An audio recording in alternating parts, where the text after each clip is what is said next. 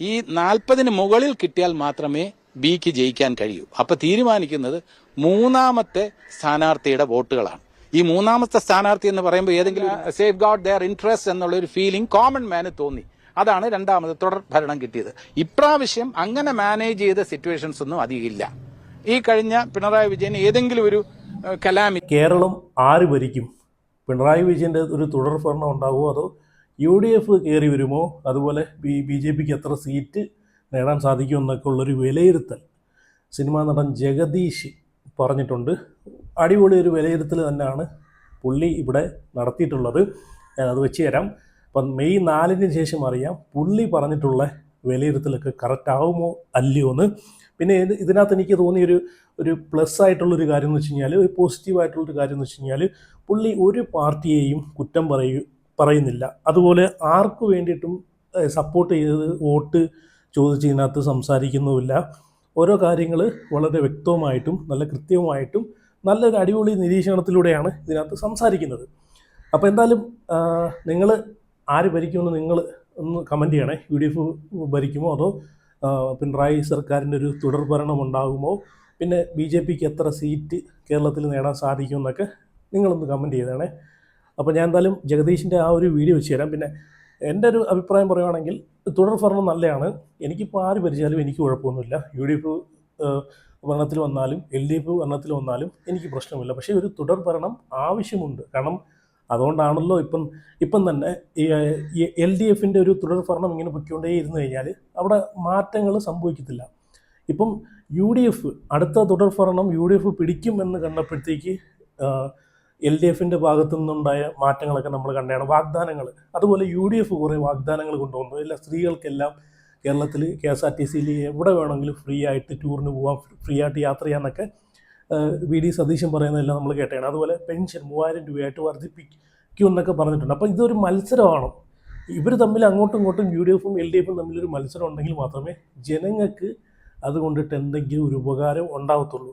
ഒരു തുടർ ഭരണം തന്നെ ഇങ്ങനെ കാഴ്ചവെച്ചുകൊണ്ട് പോയി കഴിഞ്ഞാൽ ഇതുപോലുള്ള ജനങ്ങൾക്ക് വേണ്ടിയിട്ടുള്ള ജനങ്ങൾക്കൊരു നേട്ടം അതിനകത്ത് ഉണ്ടാകാൻ പോകുന്നില്ല.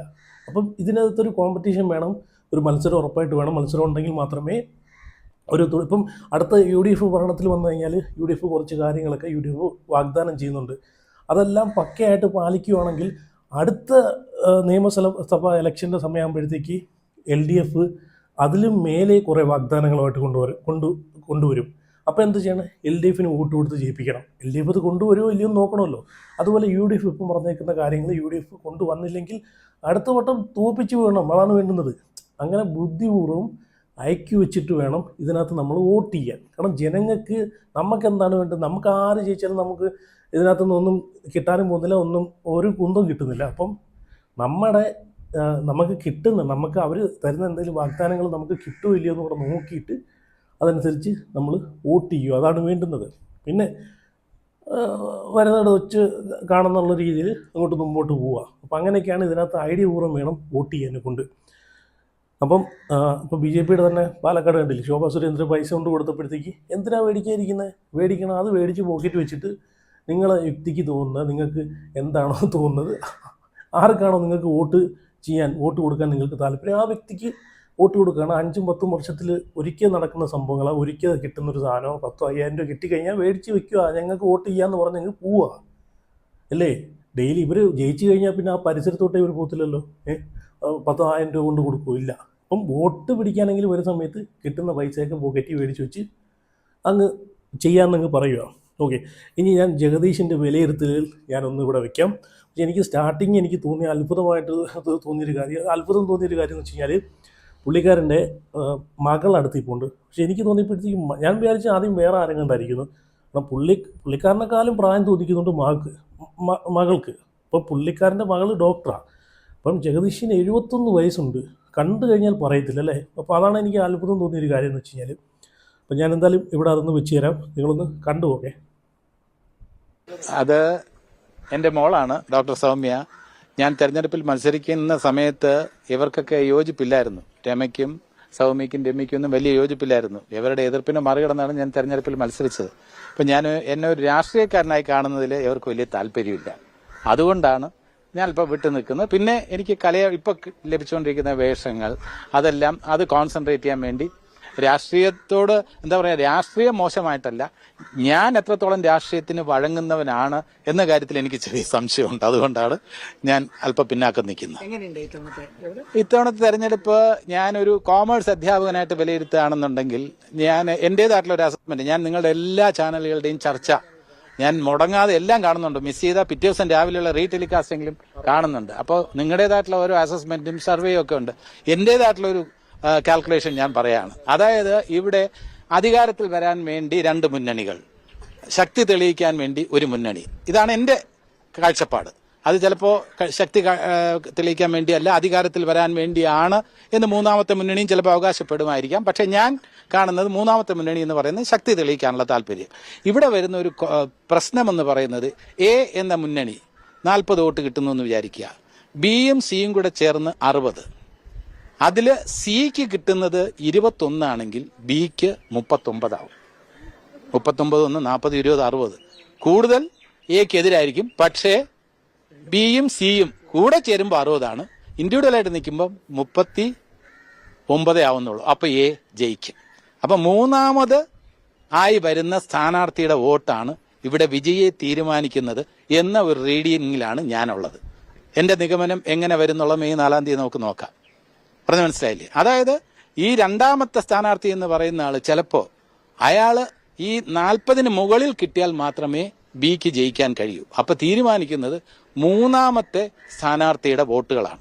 ഈ മൂന്നാമത്തെ സ്ഥാനാർത്ഥി എന്ന് പറയുമ്പോൾ ഏതെങ്കിലും ഒരു മുന്നണിയായിട്ടല്ല ഞാൻ കണക്കാക്കുന്നത്. പല സ്ഥലത്തും പലതരത്തിലുള്ള ത്രികോണ മത്സരമാണ്.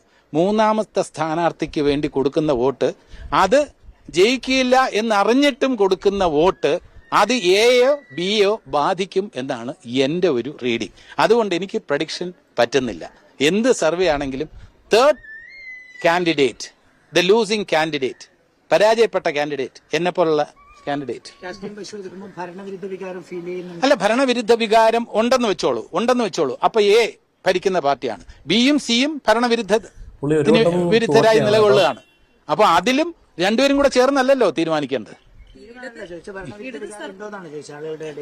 അല്ല, അത് നമ്മളിവിടെ രാഷ്ട്രീയം പറയാൻ പാടില്ല.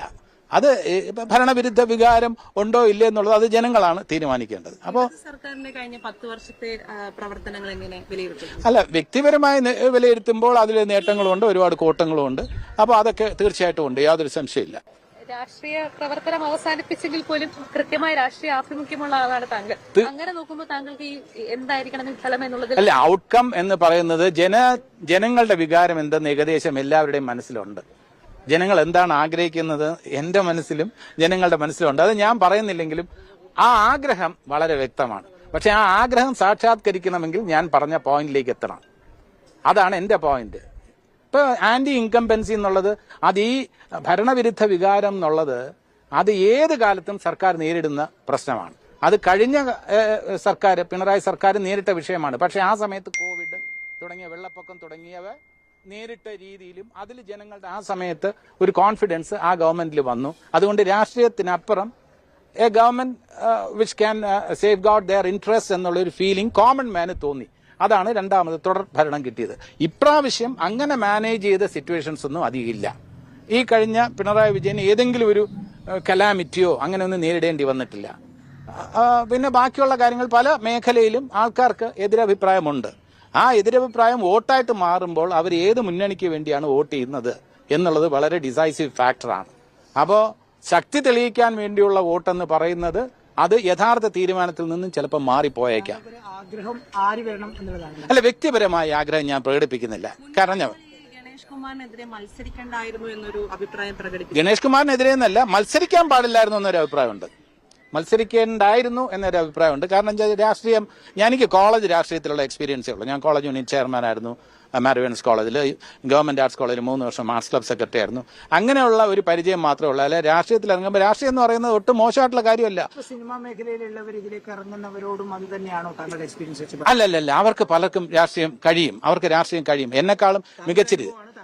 എന്റെ സ്വപ്നം എന്ന് പറയുന്നത് റോൾസ് ആണ്. എനിക്ക് MLA സ്ഥാനമല്ല. എനിക്ക് മന്ത്രിയാകുന്നതിനേക്കാളും ഇഷ്ടം മന്ത്രിയെ അഭിനയിക്കുന്നതാണ്. സ്ഥലത്തെ പ്രധാന പെയിൻസിൽ ഞാൻ അഭിനയിച്ചു. അടുത്ത മുഖ്യമന്ത്രി ആകണമെന്ന് ആഗ്രഹമുണ്ട് സിനിമയില്. അടുത്ത എൻ്റെ ടാർഗറ്റ് എന്ന് പറഞ്ഞാൽ ഞാൻ മുഖ്യമന്ത്രിയായി എനിക്ക് സ്ക്രീനിൽ കാണണം. അല്ല റിയൽ ലൈഫിൽ മുഖ്യമന്ത്രിയോ ഒരു ഗവർണർ ആകുന്നതിനേക്കാളും എനിക്ക് താല്പര്യം രാജമൗലിയുടെ സിനിമയിൽ ഒരു റോളാണ്. Thank you so much. Thank you. Okay, കേട്ടല്ലോ. അപ്പം ജഗദീഷിൻ്റെ വിലയിരുത്തലൊക്കെ സൂപ്പറായിരുന്നു. അപ്പം 4 തീയതി മെയ് 4 ശേഷം നമുക്കറിയാം പുള്ളിയുടെ വിലയിരുത്തലുകൾ സത്യമാവുമോ, പറഞ്ഞതൊക്കെ ശരിയാവുമോ എന്നൊക്കെ നമുക്ക് 4 ശേഷം അറിയാം. പിന്നെ ഇതിനകത്ത് ഞാൻ ആദ്യം പറഞ്ഞ പോലെ ഒരു പാർട്ടിയും കുറ്റം പറയാനോ ഒരു പാർട്ടിയെ പൊക്കിയെടുത്ത് മേലെ കൊണ്ടുവരാനോ ഒന്നിനും പുള്ളി നിന്നിട്ടില്ല. പുള്ളി മാന്യമായിട്ടുള്ള മറുപടി പറഞ്ഞു. പിന്നെ എനിക്ക് ഏറ്റവും രസകരമായിട്ട് തോന്നിയ കാര്യം എന്ന് വെച്ച് കഴിഞ്ഞാൽ അവിടെ നിന്നിട്ടുള്ള ആളുകൾക്ക്, എനിക്ക് തോന്നുന്നു ഇവൻ റിപ്പോർട്ട് ചെയ്യുന്ന ആളുകൾക്ക് ഉൾപ്പെടെ പുള്ളി എന്താ പറഞ്ഞതെന്ന് ഇതുവരെ കത്തി കാണത്തില്ല. അതാണ് ഇതിൽ വേറൊരു ട്വിസ്റ്റ്, വേറൊരു രസകരമായിട്ടുള്ള കാര്യം. അപ്പം ഇത് ചിലപ്പോൾ കേട്ടിട്ടുള്ള പല ആളുകൾക്കും ABC എന്താണെന്ന് പല ആളുകൾക്കും ചിലപ്പം ഇതുവരെ കത്തി കാണത്തില്ല. എല്ലാവരും കിളി പോയി നിൽക്കുന്ന അവസ്ഥയായിട്ടാണ് എനിക്ക് തോന്നിയത്. രാഷ്ട്രീയത്തിലേക്ക് ഇറങ്ങേണ്ട നിലവാരമുള്ള ഒരു നല്ലൊരു വ്യക്തിത്വത്തിനുടമയായിട്ടാണ് എനിക്ക് പുള്ളിയെ തോന്നിയിട്ടുള്ളത്. ഇപ്പം പൂർണ്ണ യോഗ്യനായിട്ടുള്ള മനുഷ്യൻ, രാഷ്ട്രീയത്തിലിറങ്ങാൻ നല്ല യോഗ്യനായിട്ടുള്ളൊരു മനുഷ്യൻ തന്നെയാണ്. അപ്പോൾ ഇയാളെപ്പോലത്തെ യോഗ്യരെ തഴയുന്നതിലാണ് കേരളം മുൻപന്തിയിലുള്ളത്. അല്ലെങ്കിൽ അവിടെ ഇവിടെയും കിടക്കുന്ന കുറേ ചവറുകളൊക്കെ എടുത്തുകൊണ്ട് വന്ന് എടുത്തുകൊണ്ട് നടക്കാനും ജയിപ്പിക്കാനും ഒരു വട്ടം നിന്ന് പുള്ളി തോറ്റയാണ് അല്ലേ. പക്ഷേ അതാണ് ഞാൻ ആദ്യം പറഞ്ഞത്, പുള്ളിയെ പോലെയുള്ള നിലവാരവും ഓരോ കാര്യങ്ങളിൽ എടുക്കുന്ന നിലപാട് വ്യക്തമായിട്ടുള്ള നിലപാടൊക്കെ ഉള്ള ഇതുപോലുള്ള ജഗദീശിനെ പോലത്തുള്ള ആളുകളെയൊക്കെ സപ്പോർട്ട് ചെയ്ത് കൊണ്ടുവരേണ്ട നമ്മളെ ആളുകൾ അങ്ങനെ ചെയ്യത്തില്ല. ഒരു നിലവാരവും ഇല്ലാത്ത, ഒരു ക്വാളിറ്റിയും ഇല്ലാത്ത, കുറേ അവിടെ ഇവിടെയും കിടക്കുന്ന, ഒരു വിദ്യാഭ്യാസവും വിവരവും ഇല്ലാത്ത കുറേ ചവറുകളെ ജയിപ്പിച്ചുകൊണ്ട് വന്നിട്ട് MLA കസേരയിലും മന്ത്രി കസേരയിലും കയറ്റിയിരുത്തും. പിന്നെ അവർ പറയുന്നത് ജനങ്ങളില്ല, അടിമകൾ കേൾക്കേണ്ട, അല്ലെങ്കിൽ അടിമകളെ കൊണ്ട് ചെയ്യിപ്പിക്കുന്ന ആ രീതിയിലേക്ക് പിന്നെ കാര്യങ്ങൾ പോകും. അടിമകളെ പോലെ കുമ്പിട്ട് നിൽക്കേണ്ട ഒരു അവസ്ഥയാണ് ഇപ്പോൾ കണ്ടുകൊണ്ടിരിക്കുന്നത്. പുള്ളി എന്തായാലും പറഞ്ഞത് 100% ശരി തന്നെയാണ്. എനിക്ക് തോന്നുന്നു പുള്ളി പറഞ്ഞതൊക്കെ തന്നെ ഇനി ഇവിടെ നടക്കാൻ പോകും. മൂന്നാം മുന്നണി വളരെ ശക്തമായിട്ട് എല്ലാവരും ജഗദീഷ് പറയുന്ന പോലെ എനിക്ക് തോന്നുന്നു മൂന്നാം മുന്നണിക്ക് എങ്ങനെ പോയാലും കുറച്ച് സീറ്റ് ഈ ഇലക്ഷനിൽ കിട്ടാൻ ചാൻസ് ഉണ്ട്. അപ്പോൾ എന്തായാലും നിങ്ങളുടെ അഭിപ്രായങ്ങളൊക്കെ ഒന്ന് കമൻറ്റ് ചെയ്യണേ. അതുപോലെ വീഡിയോ ലൈക്ക് ചെയ്ത് ഹൈപ്പ് ചെയ്ത് ചാനലും കൂടെ ഒന്ന് എല്ലാവരും സബ്സ്ക്രൈബ് ചെയ്ത് വെക്കുക. അപ്പോൾ അടുത്ത വീഡിയോ ആയിട്ട് പിന്നെ വരാം.